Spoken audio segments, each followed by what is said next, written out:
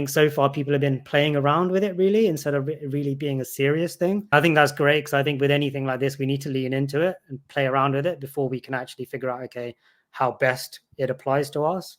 Keeping it simple and practical. I think there's probably two buckets of areas where I'm seeing it being used and would kind of put energy and focus on it myself where I can do so, which is where can we scale things that we are already doing well or trying to do based on our goals?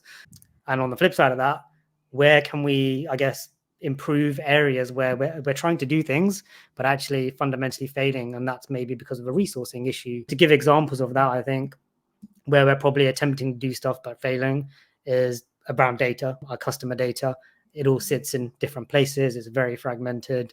To pull that all together, you need lots of people, or maybe sometimes even one person doing lots of manual stuff, pulling things across, and then generating some sort of insights based on, I guess, their understanding of that data, right? So how can we use AI to pull all of that data to then create some insights about our audience, which can then inform what we do next? I guess very much linked to that, and I think this might be happening in some spaces already, I won't name any names, is using that data. How can we create, I guess, AI audiences? So AI versions of our target audience based on the data we've ingested to almost create a safe playing space to experiment. So just to bring that to life a bit more. So if we've got an AI audience which replicates basically our real audience, can we test out content to this AI audience and see how that AI audience, which is the same as our audience, how they would react to this content, which would speed up things as well, because that's a safe space where potentially you could skip the approval process, let's say, because you're not really going out to the public as such, or your HCPs, right?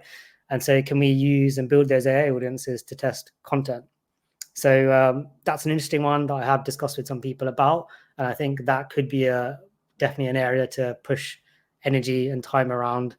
And I guess the big thing for me, and we've talked a little bit about it earlier, is copy approval, because I think with content, lots of content, and using AI to create personalized content to personas and all of this stuff means there's a lot more content, which means there's a lot more things that need to be approved. And so I think if we can solve copy approval with AI, that's a big thing. And I've seen, I don't know the details, but I know Pfizer, for example, they've got something which they published publicly around AI copy approval, which basically I think flags things into like a red, amber, green category. So if it's red, you probably want a human to take a serious look at it, for example. If it's green, it might just need a once over, for example. So yeah, copy approval is probably the big one to then enable the rest.